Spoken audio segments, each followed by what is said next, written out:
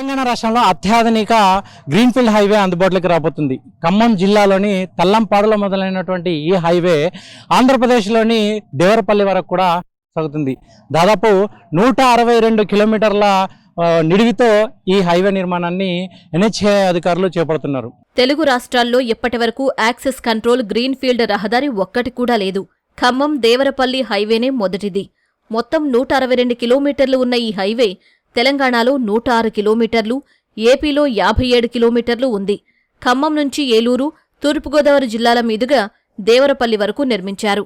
దీనికి NH 365BG నంబర్ను కేటాయించారు. ఇది అందుబాటులోకొస్తే హైదరాబాద్, విశాఖ మధ్య సుమారు 56 కిలోమీటర్ల దూరం తగ్గనుంది.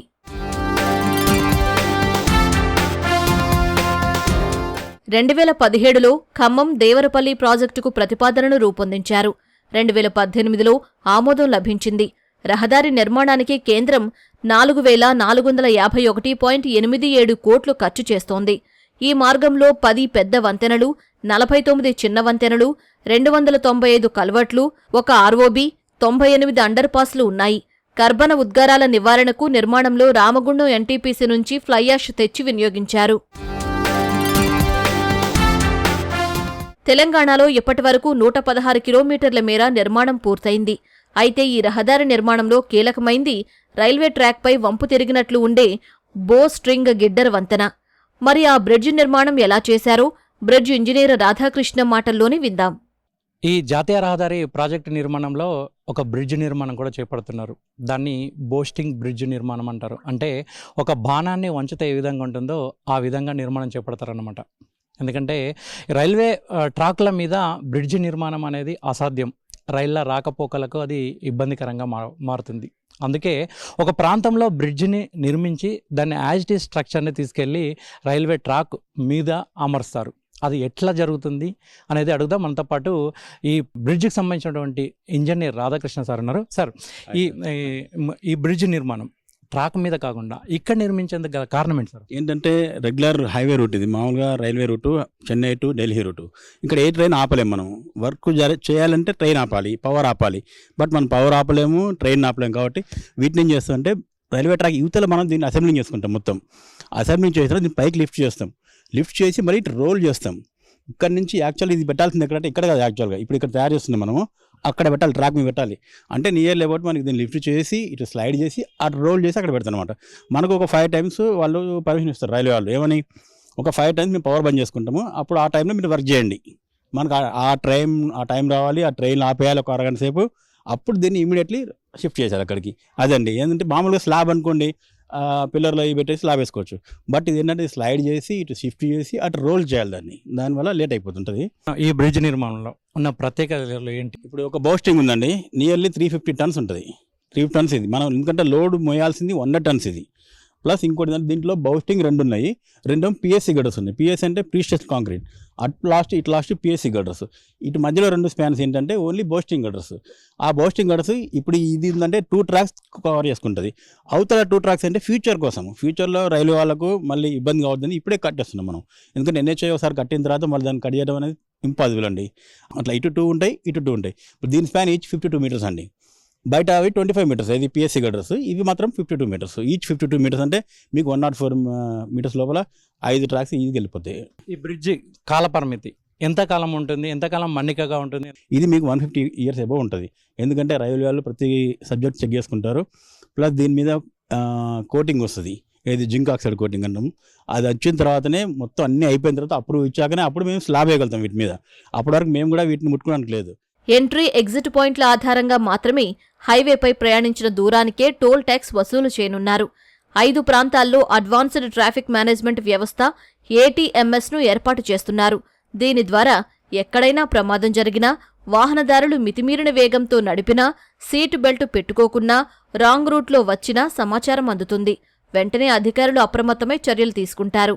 నిబంధనలను అతిక్రమించిన వారికి చలాన్లు పంపిస్తారు. అయితే సాధారణ జాతీయ రహదారుల్లా కాకుండా కొత్త రహదారిపై కేవలం 9 చోట్ల మాత్రమే, అంటే సుమారు 18 కిలోమీటర్లకు ఒక ఎంట్రీ, ఎగ్జిట్ పాయింట్లు ఉన్నాయి.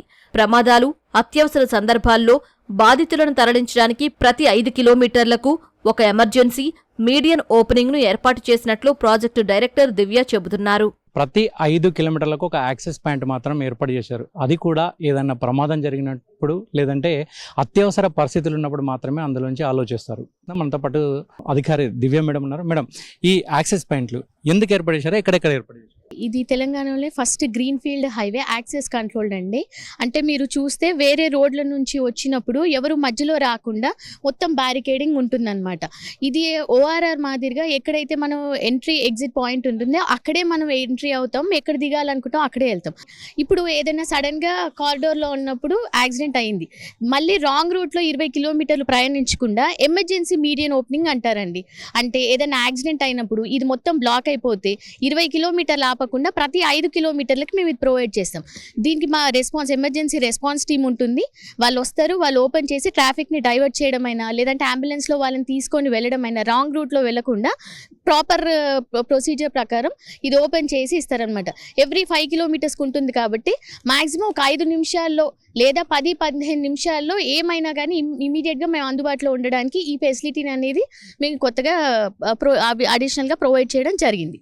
ఈ ఎమర్జెన్సీ మెడన్ ఓపెన్ చేయాలంటే ఎట్లా కాంటాక్ట్ కావాలి, ఎవరిని కాంటాక్ట్ కావాలి? మనకి ప్రాజెక్ట్లో ఏదైనా కానీ 1033 అని చెప్పి NHA హెల్ప్ లైన్ నెంబర్ ఉంటుందండి.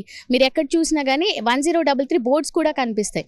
సో మీరు 1033కి కాంటాక్ట్ చేసి కంప్లైంట్ కానివ్వండి లేదా మెడికల్ ఎమర్జెన్సీ కానివ్వండి, కొంతమందికి టైర్ పంచర్ అవుతుంది, సో ఇప్పుడు ఇక్కడ మనకి వేరే వాళ్ళు యాక్సెస్ ఉండదు కాబట్టి 1033కి చేస్తే మెడికల్ ఎమర్జెన్సీ అయితే అంబులెన్స్ వస్తుంది. తర్వాత రెస్పాన్స్ వెహికల్ అని ఇన్సిడెంట్ మేనేజ్మెంట్ వెహికల్ IMSM అంటాం అనమాట. వాళ్ళు వస్తారు, వాళ్ళు మీకు కావాల్సిన ఫెసిలిటీ ఇస్తారు. టోయింగ్ వెహికల్ ఉంటుంది, ఒకవేళ ఏమైనా తీయాల్సి వస్తుంటే దానికి ఇన్ఫామ్ చేస్తారు. ఆ సెటప్ ప్రతి టోల్ ప్లాజాలో ఉంటుంది. మాకు ఒక్కొక్క 30 కిలోమీటర్స్కి 2 అంబులెన్సెస్, 2 టోయింగ్ వెహికల్స్, తర్వాత ఇన్సిడెంట్ మేనేజ్మెంట్ వెహికల్స్ ఉంటాయి. మీరు 1033 చేస్తే అది మా నెట్వర్క్కి కనెక్ట్ అయ్యి ఆ నియర్ బై ఉన్నదానికి మనకి కాంటాక్ట్ ఇస్తుంది. వాళ్ళు వచ్చి మిమ్మల్ని రెస్టోర్ చేస్తారు.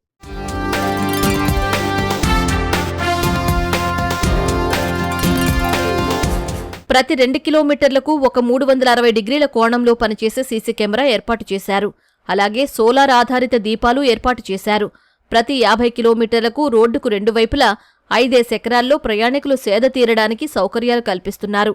ఇందులో హోటళ్లు, పెట్రోల్ బంకులు, వాష్రూమ్స్ ఉంటాయి. రహదారిపై ఏర్పాటు చేసిన QR కోడ్ బోర్డులను స్కాన్ చేయడం ద్వారా మనం ఏ ప్రాంతంలో ఉన్నాం, దగ్గరలోని పోలీస్ స్టేషన్, పెట్రోల్ బంకులు తదితర సమాచారం తెలుస్తుందని NHAI రీజనల్ ఆఫీసర్ శివశంకర్ చెబుతున్నారు. ఎక్కడ పడితే అక్కడ ఈ వెహికల్స్, భారీ వెహికల్స్ ఆపిన తర్వాత వాళ్ళకి కావాల్సినటువంటి ఫెసిలిటీస్ ఏర్పాటు చేసేందుకు మీ పరంగా ఎటువంటి చర్యలు తీసుకుంటున్నారు? ఇప్పుడు మనకి ప్రతి 50 కిలోమీటర్స్ రేంజ్లో ఒక వేసైడ్ ఎమ్యూనిటీ ఇవ్వడానికి మేము ప్రపోజల్ పెట్టాం. అది ల్యాండ్ ఎక్వైర్ చేయడం జరిగింది. ఇప్పుడు దాంట్లో మనకి ఇన్ఫ్రాస్ట్రక్చర్ డెవలప్మెంట్ జరుగుతుందండి. ఇప్పుడు మనకి ఇక్కడ 2 చోట్ల ఈ ప్రాజెక్ట్లో మనకి తెలంగాణ స్టేట్లో 2 చోట్ల మనకి వేసైడ్ ఎమ్యూనిటీస్ డెవలప్మెంట్ స్టార్ట్ అయింది.